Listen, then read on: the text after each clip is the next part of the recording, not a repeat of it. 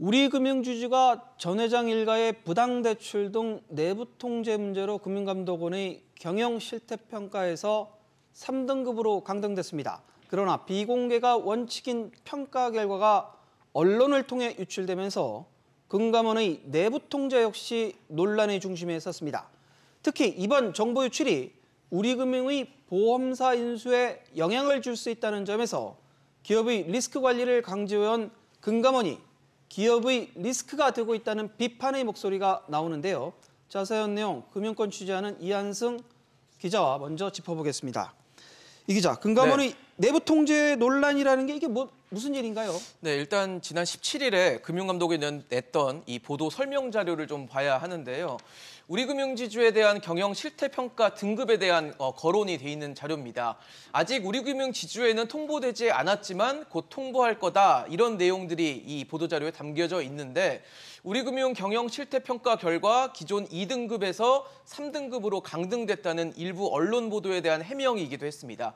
사실 해명보다는 인정에 가까웠다고 평가를 받고 있는데 이틀 뒤에는 참고 자료를 또 냈습니다. 그 내용에는 보니까 우리금융 경영 실태평가가 강등된 이유가 내부 통제와 또 리스크 관리가 미흡했기 때문이라는 상세 내용이 담겨져 있었습니다. 이렇게 참고 자료까지 낸 이유는 기자들의 문의가 많아서라는 게 금감원의 설명이었습니다. 자, 짚어보면 금감원이 경영평가를 서둘러 낸 건 우리금융의 보험사 인수를 위한 금융의 인허가가 필요한 자료이기 때문인데 그야말로 금융위 결론 전에 경영평가를 공개하는 게 이게 자주 있는 일인가요? 아주 이례적이고요. 또 검사 업무 절차에 맞지도 않습니다. 경영 실태평가가 내려지면 금감원이 평가 결과를 해당 금융사 또 금융위원회에 보내는데요.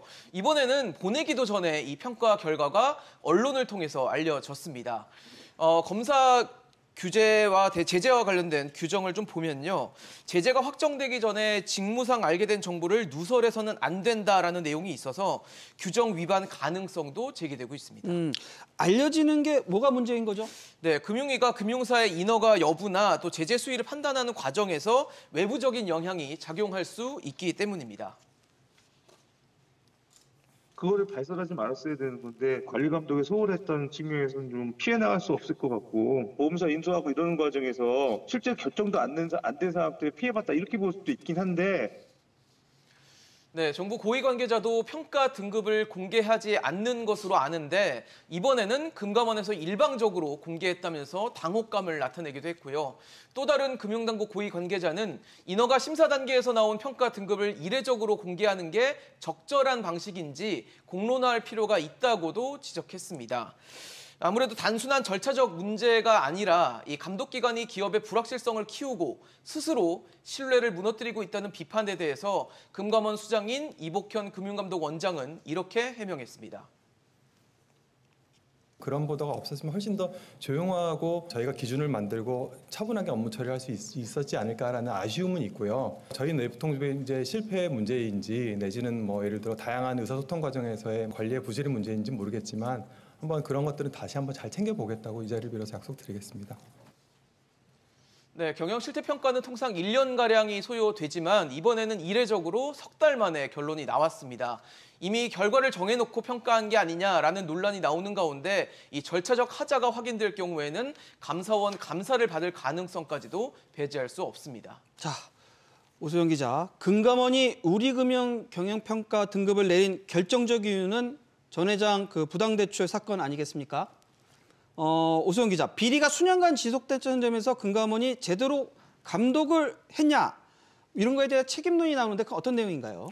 네, 금융감독원이 지난해 현장 검사 직후 우리금융 전 회장에게 의심스러운 대출이 나갔다고 밝혔던 기간은 2020년 4월 3일부터 지난해 1월 16일까지입니다. 이 기간 동안에 금감원은 석 달이 넘는 종합검사와 수시 현장검사를 각각 진행했습니다. 2번이나 기회가 있었지만 2번 다 놓친 겁니다. 특히 우리금융에 대한 금감원의 종합검사가 진행된 2021년 12월부터 2022년 2월은 문제가 된 부당대출이 본격적으로 실행된 시점이었습니다. 검찰이 핵심 대출건으로 지목한 전 회장의 처남 관련 A법인의 대출이 2021년 11월 30억 원, 그 다음 달에는 4억 원이 각각 실행됐었고요. 이듬해 봄에는 위조된 서류로 처남 회사에서 19억 원이나 부동산 담보대출이 나갔습니다. 더군다나 금감원이 우리금융 전 회장 일가의 부당 의심 대출이 시작됐다고 밝힌 2020년 4월은 마침 해외 금리 연계 파생 결합 펀드 DLF 불안전 판매 사태로 금감원이 우리은행을 집중 검사하고 제재를 검토하고 있던 시기였습니다. 금감원이 우리은행을 면밀히 들여다보고 있던 그 시점에도 거액의 처남 부당 대출은 버젓이 실행되고 있었던 셈입니다. 결국엔 이런 것들을 체크를 못했다라는 건데 이에 대해서 금감원은 뭐라고 하나요? 네, 당시에 금감원은 개별 여신까지 직접 점검하지는 않고 있던 시기였다고 해명했습니다. 금감원은 지난 2014년 업무 관행 개혁을 통해서 50억 원 미만의 개별 여신은 금융사가 자체적으로 관리하도록 해왔다는 것입니다. 그러나 그 이후 우리은행과 기업은행 등에서 전현직 은행원들이 외부인과 공모해서 사고성 여신을 받는 금융사고가 잇따르자 금감원은 지난해부터는 정기검사에서 개별 여신까지 직접 다시 들여다보고 있다고 밝혔습니다. 알겠습니다. 그런데 우리금융 전 회장 처남이 우리금융 인사들에게 영향력을 행사하고 다닌다는 이야기가 공공연하게 돈 건 훨씬 전이었는데 금감원은 이걸 진짜 몰랐을까요? 네, 서울 남부지검의 지난 1월 자료에 따르면 손태승 회장에게 처남의 부당한 영향력 행사가 최초로 보고된 시점은 지난 2018년이었습니다. 당시 금감원에도 관련된 제보와 민원이 수차례 접수됐던 것으로 전해지는데요. 지난해 8월 금감원의 첫 조사 결과 잠정 발표 직후 금감원 고위 관계자는 SBS 비즈의 질의에 처음 들어왔던 민원은 열흘 만에 취하된 바람에 조사를 하지 않았다면서 두 번째와 세 번째 민원은 우리 관련이 아닌, 즉 금감원 관련이 아닌 세금 관련 사항이라서 그 관계기관에 이첩을 해버리고 끝냈었다고 밝혔습니다. 네, 알겠습니다. 우리금융 이야기로 좀 다시 돌아가서 이한승 기자. 네.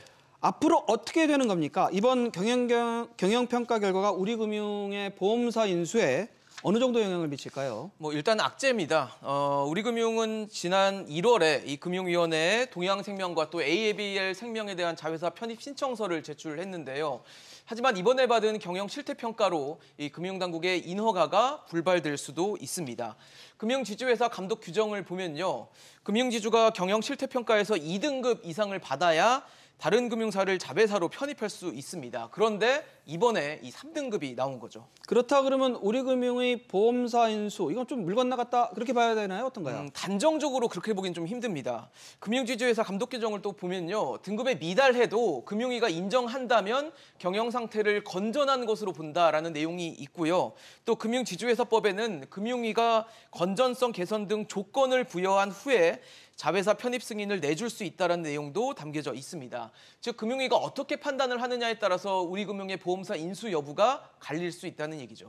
결과적으로는 금융위의 판단이 가장 핵심적인 부분인데 그렇죠. 혹시 그 과거엔 비슷한 사례가 없었습니까? 있었습니다. 한 20년 정도 전으로 돌아가 보면 2004년에 당시에도 우리금융은 경영 실태평가 3등급을 받았습니다. 그런데도 금융당국이 조건부로 LG투자증권 자회사 편입을 승인해 줬는데요. 카드 사태로 부실화된 LG카드 자회사인 LG투자증권을 정상화하기 위한 목적이 있었기 때문입니다.